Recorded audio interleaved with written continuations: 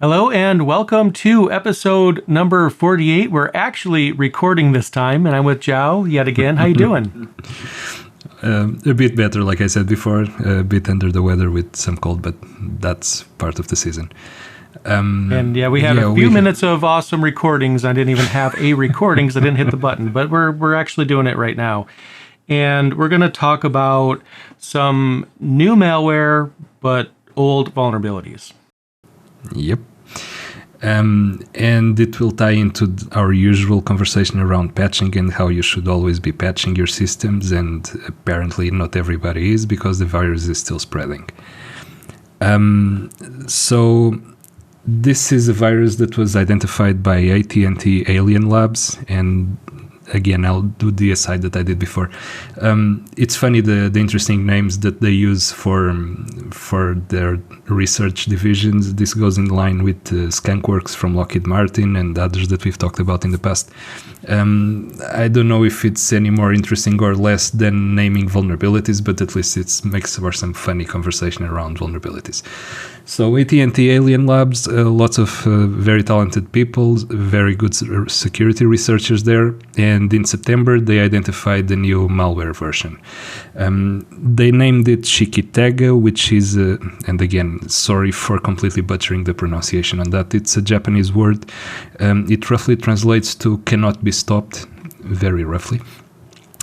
And it's a multi-stage malware, and one of the very interesting aspects, at least to me, it's one of the very interesting aspects of it, is that it uses a technique that was common in viruses like 30 years back, something like that, which is it's polymorphic. It has the ability to change the running code, its running code, during execution to avoid being detected by antivirus software. It's interesting that 30 years passed and antivirus can still be tricked by stuff like this. The idea 30 years ago, when viruses were completely different than what they are today, was that antivirus would have a signature that they would look for, and if they found it, they would report the infection. In these 30 years, antivirus have evolved. They now use heuristics detections, they have artificial intelligence baked in, whatever that means. But apparently, polymorphic code still defeats some of those antiviruses, and it's really interesting to still see that in use today. I'm sure you found something like that in the past as well, Jay? Yeah, I still remember my first virus I've ever had. And my first expression was, why are my MP3 icons turning into VB script icons with two file extensions at the end? I was still very green, had no idea what was going on, but I think I got the hint within a minute. I came to realization that this has to be a virus. This has to be the thing that people are talking about. And from there, my journey into security shenanigans went all kinds of different places. Okay. So getting back to Shikitega, the ultimate goal of the virus, as it is right now, is to deploy cryptocurrency miners, as every single virus apparently does today. It actually does a couple of intermediate steps in between to actually achieve that. So when it gets into a system, however that may be, either through exploiting another vulnerability or somebody clicking an email link or something like that, it will deploy a dropper. That dropper, in turn, dropper is just a small piece of software that will pull software from the internet, download it, and execute it. It will actually pull something called Metal. Metal, M-E-T-T-L-E, is a Metasploit interpreter. Metasploit is an exploitation framework. It's actually freely available. You can try it against your system, see if it's vulnerable to some vulnerabilities that it has or not. It's very easy to create exploit code through it. And Metal is like a trimmed down version of Metasploit. Metasploit is very large, it has lots of dependencies and all of that. Metal is something that can understand the same language that Metasploit uses, but has a much smaller footprint. So that gets pulled in after the dropper. Then there is some, and here comes the interesting part, Shikitega will actually try to exploit a couple of known vulnerabilities to gain privilege elevation on a system. The interesting thing here is that the vulnerabilities that it tries to exploit are from last year, and we're in December, so there's at least 12 months gap here where those things should have been patched. And it's not like it's some obscure vulnerability. One of the ones that it tries to exploit, it's SpawnKit. I mean, it was on every single news site tangentially related to security. So I think one important thing to realize here is that threat actors are only going to use techniques that work. They're not going to waste their time with something that they know is not going to work. So the very fact that these older vulnerabilities are being targeted, the reason why is because they know it's going to work. They know that there's going to be a lot of people that didn't patch this. They're well aware of this. And the very fact that they're targeting this, pretty much speaks for itself, in my opinion. Yeah, absolutely. And the elephant in the room is that people know about it, the patches are available, all the distributions have updated packages, and yet systems are still vulnerable to this. CISA's warning, and that's the Cybersecurity Intelligence Agency in the US, they have this list of known actively exploited stuff on the internet. So whenever they add software to that list, it's because it's being actively exploited in the wild. It's because they're seeing attacks being done against companies and individuals using this. So it's not just a hypothetical. It's in that list because it's happening out there. So that shows two things. First, that it's obviously active. And second, that there are still many, many targets out there that haven't patched. And that's the critical aspect of this. Again, and I cannot stress how important this is. Patching is the most basic stuff you can do to protect your systems. It won't cover you from everything, nothing will, but it's the first step. If the holes are not there, they cannot be abused. It's as simple as that. Yeah, and it's really, I know some people might be a little annoyed that we keep talking about this, but the only reason why we're talking about it is because it's a real thing, it's a real problem, and it's still happening. And it needs to be addressed. People need to patch, and preferably not learn the hard way. I had a audience member reach out to me recently expressing frustration with his employer. The person and the employer shall remain nameless, but the concern was that he and another administrator understand the importance of patching, and they want to patch right now, but they are not able to get their management team to approve it, and they're worried. And I guess that person's mindset, it's working, don't touch it, which is a very bad mindset, because everything is working until it isn't. And this is one of those things where I also feel like there's probably going to be a lot of people that obviously know that they need to patch that's listening to this, but the issue is not everyone gets the memo, or not everyone understands why it's so important. I feel like this story here is a perfect example of why, because again, like you mentioned, they're targeting an older vulnerability. This isn't something that came out last week, the vulnerability they're using. I mean, this is something that has been around. It's been patched. Like you mentioned, people had time. There was notices sent out. This isn't new. Like this is literally the right date. You didn't, click on the wrong episode. We're not talking about things. Well, we are talking about things from a long time ago, but this is a brand new situation around that. So I feel like this really is a great example story for why we really vent on updating. Yeah, and this also serves to illustrate another point. Sometimes we talk about CVEs and the new vulnerabilities that come out, and they all seem like far-fetched things that nobody will ever be able to exploit or something like that. And then something like this hits, and then you see two vulnerabilities, previously known patchable vulnerabilities, that are actively being used on attacks. This kind of changes the mindset a bit. So you're no longer just looking at some random hacker showing proof of exploit and proof of concept code. This is the actual code being deployed in the wild. This is a different level of things. Right. And the story about patching, and we see this daily at TechScare, the story about not patching on time. Everybody knows why it's not patched on time. It's because it's disruptive. When you patch, you interrupt whatever is happening. It's just how it is. There are other ways to patch. I won't go into all of those again, but if you're interested, check out our website. We deal with that tech scare. Right. Still, that's not the point. The point here is that delaying this, it's not just about delaying patching. It's not just a hypothesis that you may be targeted. You will be. That's the thing that some people don't realize. It might not happen today, tomorrow, the day after, but eventually they will reach your systems and your systems will be exposed. The longer a vulnerability rests unpatched in your systems, the longer your system is out there as a potential target. You want to avoid that as much as possible.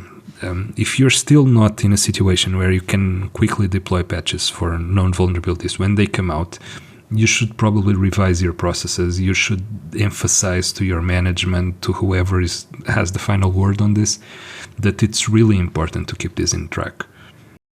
Yeah, it really is. I'd also be interested to know what the statistics are, and I think I already know without even looking, when it comes to how many organizations have something like auto healing or auto scaling, whatever your cloud provider calls it, where you can basically create a new image that has all the patches in there, delete one of your instances. You're behind a load balancer. You're fine. You have other instances and nobody notices anything.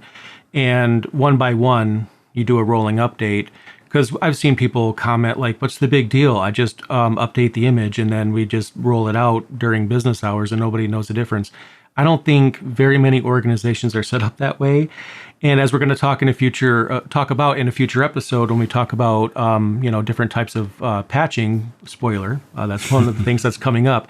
But more often than not, the standard apt install, DNF install or DNF update, whatever it is you do, is done in place during a maintenance window, and therein lies the rub, because you have to take everything down and users are disconnected. And I get it, the management team does not want those numbers to stop climbing up, but at the same time, we have a shared responsibility. It's not just our responsibility. Yeah, we do the work when it comes to patching, but it's everyone's problem. It's everyone's goal in the organization, not just ours. And I think that's probably one of the missing factors here. If you look at what this malware is attempting to do right now, it's deploying cryptocurrency miner. In the grand scheme of things, that's relatively benign. There are many more potential ways that it could harm your business. But the way that the malware is set up in modules, instead of deploying a cryptocurrency miner, they might just deploy an information stealer or a ransomware or something like that at the end of the process. And then you're royally screwed. Sorry for not sugarcoating this, but the moment that hits your systems, it's game over by then. Then is when you start worrying about your disaster recovery plan, and when you start worrying about your contingencies and all of that. And then is when you will actually find the budget to deal with cybersecurity. Yeah, I'm sure there's like some, IT manager that somewhere comes into work and just addresses the team. I have good news and bad news. The good news is that we're going to be very familiar with our disaster recovery plan pretty soon. Now let's get into the bad news, unfortunately. But, I'm not trying to make light of the situation, obviously. Sometimes laughter from frustration is laughter all the same. And when you're dealing with these kinds of things, and believe me, we feel everybody on the other end of this podcast that are going through this. Hopefully your organization understands the importance of this. But again, here we have two vulnerabilities that are not new, that are being used right now for new, shenanigans from the threat actors, basically. Yeah. So that's what's happening. Yeah, and PwnKit, this made the news even in non-cybersecurity related websites and outlets. I think this was one of those that even hit CNN at some point. If it hits CNN, it's everywhere. But still, it was widely publicized. It's very dangerous. It's very easy to exploit. The exploit code is publicly available, and the patch is also publicly available. So there is this very weird combination of factors here. If everything was being done properly, if security people were doing their job and were on top of their game and were not being hampered by management, for example, then no system should be vulnerable to this. It should have already been fixed. I cannot stress enough I mean, it's dangerous for a system to be in patch for 12 months for a vulnerability like this. Because you're not even... You probably have better chances of being hit by this than going in a casino and taking like the smallest prize possible or something like that.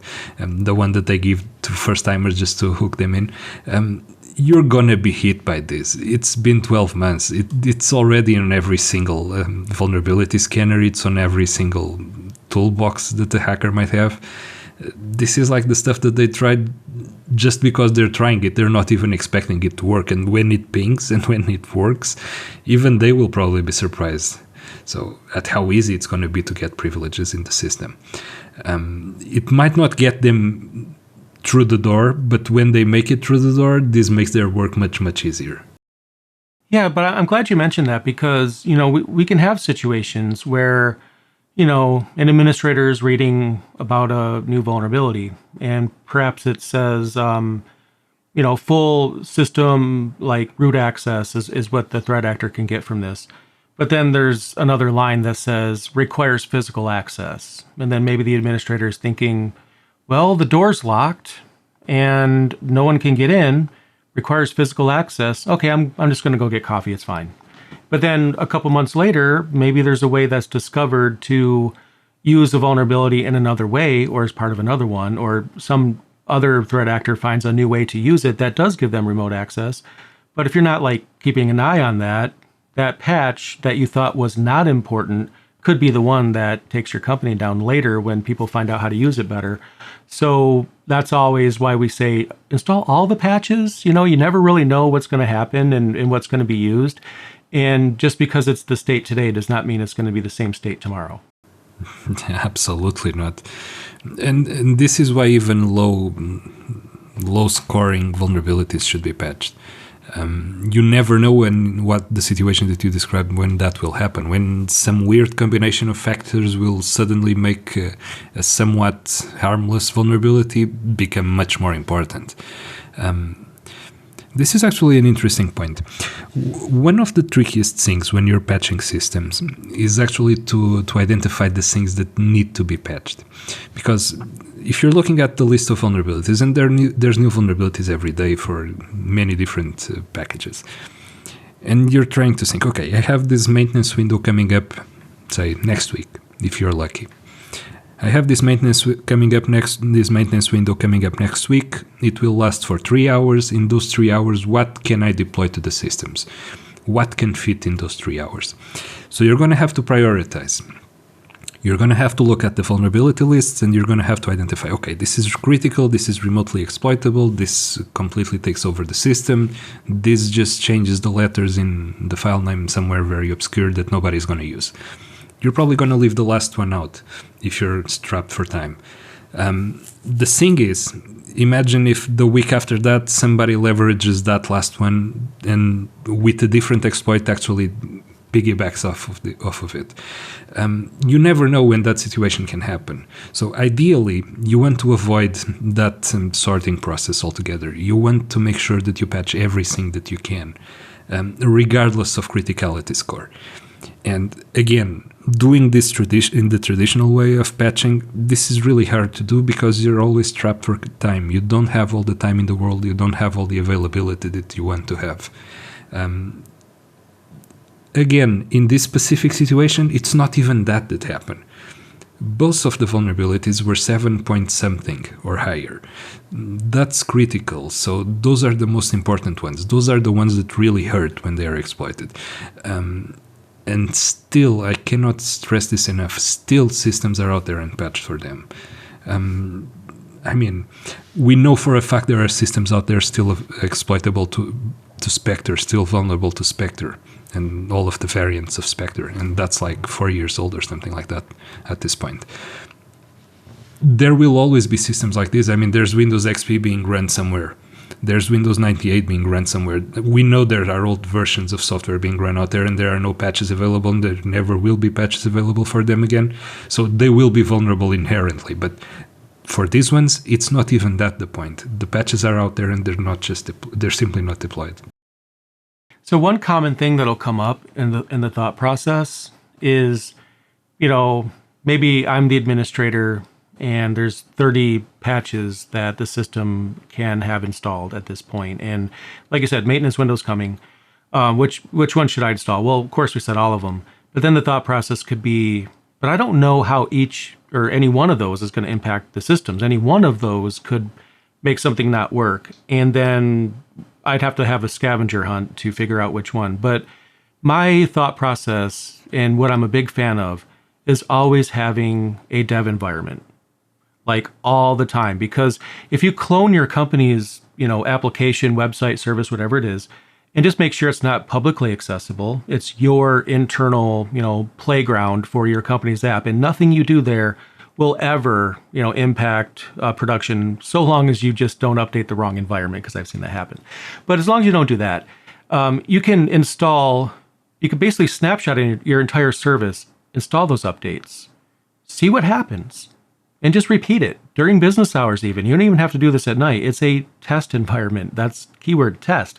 So that way, by the time you get to that maintenance window, you not only know which patches you're going to install, you also know what's going to break, if anything, what the workaround is. Maybe it's a new config file option that you have to add in the new version. Maybe it requires another library to be a newer version, but you'll already know all of that because you would have tested that out. And I feel like every time I've seen a company do that, it usually goes very well, because whenever there's an issue, we have to patch this right now. Do you know what's going to happen? Yeah, we have a test environment that's fully updated. Of course we know what's going to happen. Let's just do it, because we're ready for it. So that's, something I think is very important that really does help. That's absolutely critical, for sure. The major constraints there are two main constraints regarding the test environment. First, you will never have the actual load that's in production systems. It's really tricky to duplicate production workload. You won't have the same users. Your internal people won't be the same using the system. Say the accounting system will not be having the same information that the one on production has. And the second factor there is the workload constraint. At that point, you will be maintaining two different sets of systems. Okay, and you will keep them in sync. When you deploy patches to one, you will eventually deploy patches to the other, but you also need to keep in sync all the configuration changes that you do. Say your production environment needs some tweaking to some setting, some obscure flag in the kernel somewhere. You need to make sure you replicate that to the copy that you have in the lab. And that's very easy to forget, to overlook, or just don't have the time to do. Yeah. And then there is the thing that I've seen happen, and I've been bitten by this as well in the past. You try it in the lab environment, everything seems to be fine, and then when it goes to production after a day or so, those not very apparent bugs will creep in, and something will break, and it breaks because of something that you deployed, an update that you did. It just wasn't immediately visible that it broke somehow. That also happens. You should keep in mind that even the best testing environment, the best lab environment that you can set up is prone to have this type of issues. Be prepared to deal with those as well. So don't assume it's, again, there are no silver bullets here. There's nothing magical about it. You just do your best and hope that you actually recreate the production environment. Assume that it won't completely, because some things you cannot replicate easily, but it's absolutely critical that you test in a lab environment first, all the updates, even with all these drawbacks. Yeah, I think it's the chaos theory that always kind of, hits us in every single category, even if you're not dealing with security, servers, or any of that. For example, on the YouTube channel, I constantly tell people, before you install Linux on a desktop or laptop, after you back up your files, you should absolutely run in live mode. Make sure your Wi-Fi card works, video card, all of that. And then people will, in 99% of the time, that covers you. If you have like a hardware incompatibility, you know about it. But there's always that one or I don't know how many people, but there's a few people that get hit by a very weird issue where they have a bug only in the installed version. Super rare, but it happens. But then again, I would say that person did their due diligence by trying live mode anyway. So if they run into a problem, it's an important problem. Now, when you get to security, or even just servers, like one example to your point that I've actually seen an organization deal with, they had a new version of their app that they were going to deploy. I think they did a month of testing.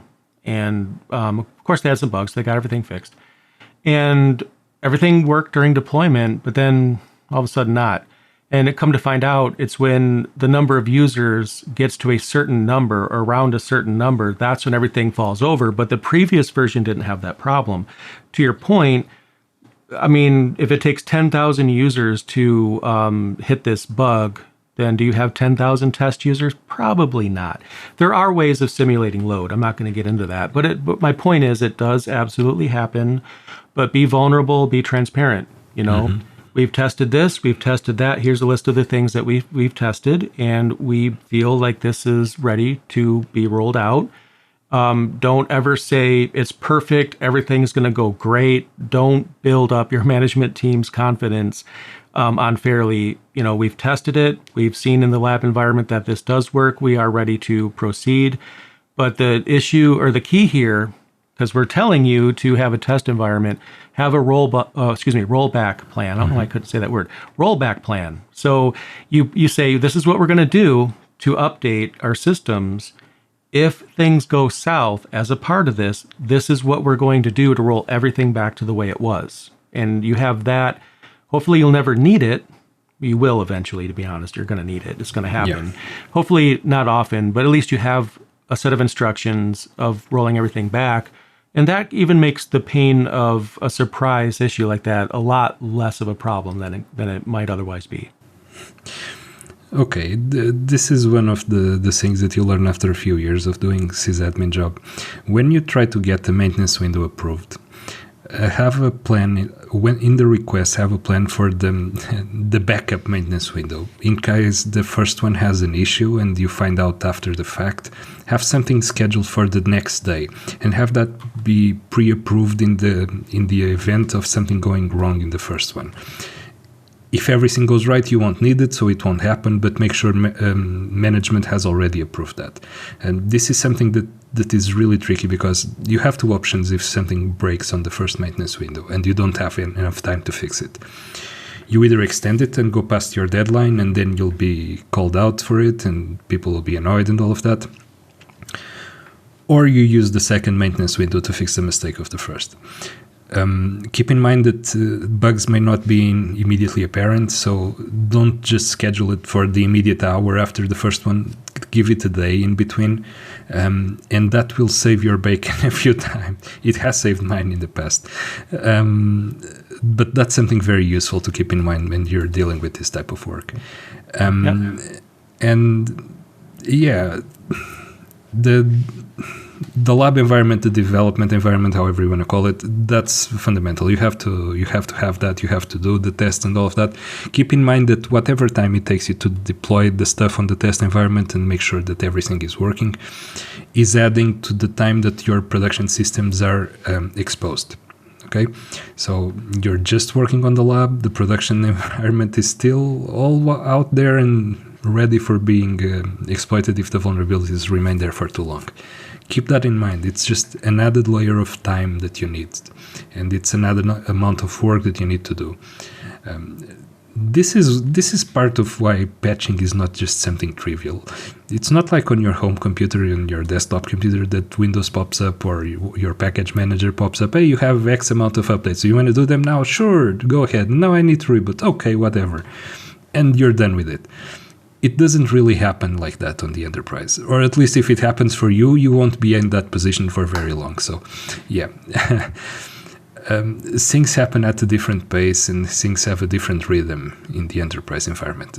I know this doesn't come as a surprise if you're already doing enterprise stuff, but if you're not, then be prepared for that change and that difference. It will be a bit jarring at the start if you're just starting out, but that's just how things are done. Things don't run at exactly the same velocity. Yeah, I think the best way to frame this is that even if the developer behind the thing you're updating is the best developer in the world and they're super talented, they're doing everything right, I don't care how good the programmer is, nobody can account for every possible combination of software and hardware that might exist on a system. There is never going to be a time where it's 100% anything in any direction. So keep that in mind. It's just, the way it goes. We try to account for as many things as we can. We try to predict as many things as we can. But there's always going to be that one thing someone didn't think of. Like in one organization, again, test environment, upgrade, perfect. In front of the client, fails. Why? Because someone forgot to check the license, and the license was different in prod versus in test. So the license expired, or in this particular app, you could use the application forever, and you only run into any complaint about the license during the upgrade, no other time. So, of course, they didn't think to check the license, but learned the hard way. And I guarantee you that person's checking the license every time. But that's how we learn, right? We try not to have a problem. But when one does happen, we learn from it. This is what we learned, and this is what we're going to do next time to try to avoid that happening again. I don't think anybody can ask for more than that. As part of the process, as a company grows and you have more people in the team, at some point you're going to have this process established in a series of checkpoints that you do. You actually mark those in your software or in a sheet of paper or whatever, and you go over the motions. Deploy the patch, check this application, check this, check this, check this, and you actually do the check marks and make sure all of that is checked. At a certain size of organization, you'll need evidence of what you're doing. Not if it's a very small company, you won't have all of that overhead, but if it's large enough to have multiple people on the team, on the IT team, on the administration team, doing the maintenance work and all of that, there has to be some accountability to it.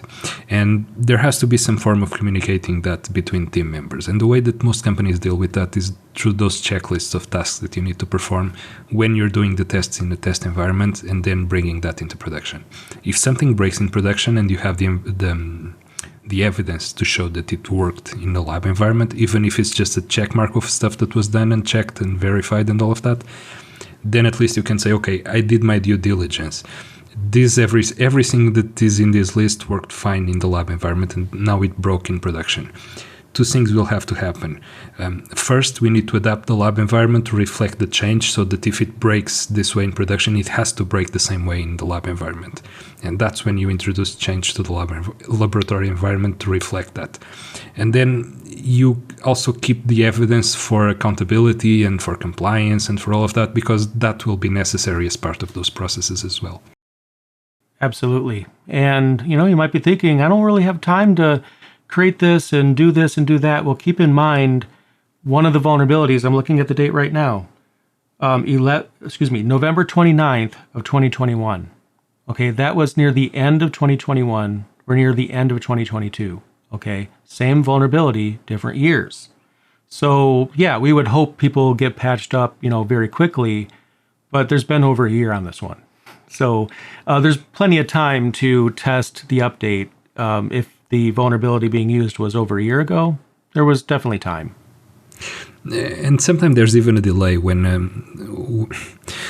a patch gets made on the upstream project, and it then takes some time to be picked up by the distributions that package the new version, and then distributed, and then picked up by your package manager and all of that. This isn't even that. It's not even that, because the updates for this, because the vulnerabilities were so publicized at the time, they were deemed so important, they got lots of publicity, so people acted faster on them. So the new versions made it to the distros much quicker than usual. It's not even that. It's just way too long to leave this open. So yeah, yet another episode where the moral of the story is patch your systems. And but I think more realistically, I think people do understand that.